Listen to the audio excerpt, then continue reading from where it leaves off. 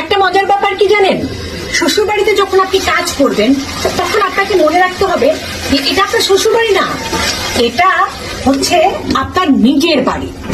হ্যাঁ, এখানে আপনাকে সব কাজ করতে হবে, কোনো কাজই ছোট নয়। সেটা হোক বাথরুম পরিষ্কার করা, হোক বাসন মাজা, কাপড় ধোয়া, ঘর বাড়ি পরিষ্কার করা, কোনো কাজই ছোট না। নিজেকে কাজে মনেই করতে পারবেন না, এটা নিজের বাড়ি, ঠিক আছে, নিজের কাজ করতেছেন আপনি।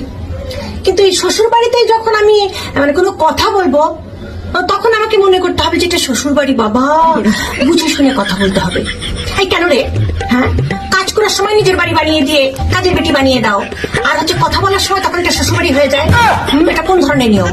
এই ধরনের নিয়ম মানি না।